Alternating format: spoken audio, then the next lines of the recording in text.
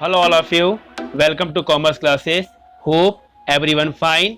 तो चलिए कंटिन्यू करते हैं chapter first, introduction of economics.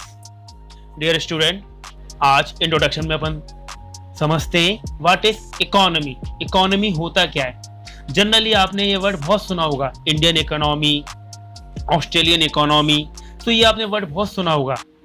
तो प्रोसीड करने से पहले सबसे पहले हम समझ लेते हैं व्हाट इज इकोनॉमी और हम लोग इकोनॉमिक्स क्यों पढ़ते हैं। सो अब आपकी स्क्रीन पे सामने है, इसमें मीनिंग लिखा है इसमें कि an economy is a system.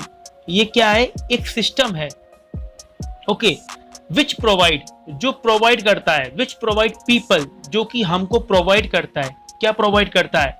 Mean to work, काम करने के साधन, ओके, जिससे एंड अर्न ए लिविंग, जिससे हम लोग अपनी लाइफ को चला सकें, अपनी लाइफ को अच्छे से जी सकें। अंडरस्टैंड? इकोनॉमी के बाद जो नेक्स्ट टॉपिक है वो है scarcity. What is scarcity?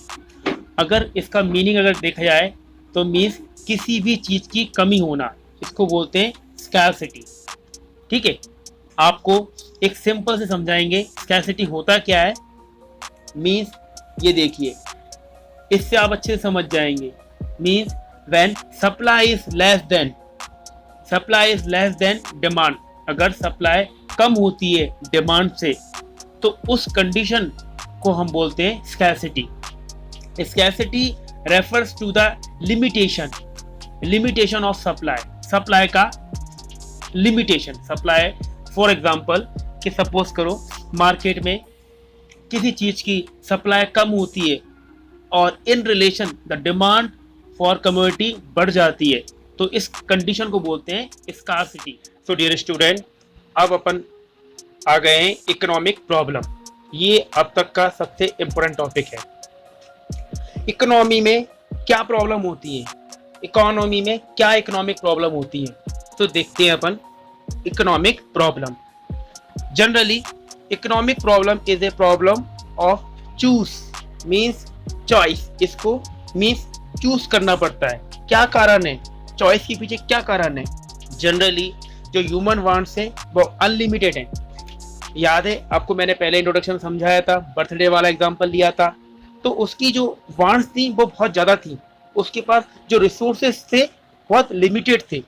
So same here also, हमारे जो रिसोर्सेज हैं वो लिमिटेड होते हैं, रिसोर्सेज की कमी रहती है, और जो वांट्स होती हैं वो अनलिमिटेड होती हैं। ह्यूमन वांट्स सेटिस्फाई नहीं होती हैं लेकिन करना पड़ती है।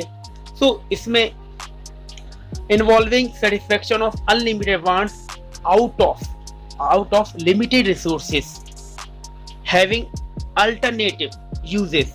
हर रिसोर्सेज के बहुत सारे यूजेस भी होते हैं, तो अब हमें क्या करना होता है, हमें अपने रिसोर्सेज को इस तरीके से यूज करना है कि जिससे हमें मैक्सिमम सेटिस्फैक्शन मिले। अंडरस्टैंड? तो ये होती है इकोनॉमिक प्रॉब्लम। अब नेक्स्ट स्लाइड में अपन पढ़ते हैं रीजंस फॉर इकोनॉमिक प्रॉब्लम। अब अपन नेक्स्ट टॉपिक पे आ चुके हैं, रीजन फॉर इकोनॉमिक प्रॉब्लम। क्या रीजन है इकोनॉमिक प्रॉब्लम के? तो सबसे पहला रीजन जो है वो है scarcity of resources, means resources की कमी। हमारे पास जो रिसोर्सेज है बहुत कम है, लिमिटेड है, तो पहला रीजन है स्कैरसिटी ऑफ रिसोर्सेज। अब थर्ड जो रीजन है वो है अनलिमिटेड ह्यूमन वांट्स। जो वांट्स हैं ह्यूमन बींग्स की वो कभी सेटिस्फाई नहीं होती हैं, वो बढ़ती रहती हैं। एक वांट्स कंप्लीट होती है तो दूसरी वांट्स आ जाती है, जब दूसरी वांट्स कंप्लीट होती है तो तीसरी वांट्स आ जाती है, कंटिन्यू होती रहती है। तो अनलिमिटेड ह्यूमन वांट्स, क्योंकि ह्यूमन वांट्स कभी फिनिश होती नहीं है, तो दूसरा रीजन अनलिमिटेड ह्यूमन वांट्स। अब जो थर्ड रीजन है वो है अल्टरनेटिव यूजेस। जनरली क्या है कि हमारे पास जो रिसोर्सेस हैं, जो लिमिटेड रिसोर्सेस हैं, वो तो बात सही है, लेकिन उनका अल्टरनेटिव यूज भी है, उनका बहुत सारा भी यूज है। जैसे कि फॉर एग्जांपल अगर अपन लेते हैं कि कोल है, पेट्रोल है, तो जैसे पेट्रोल है उसका यूज अपन व्हीकल में भी करते हैं, मशीन में भी यूज होता है, उनका फैक्ट्रीज में भी यूज होता है।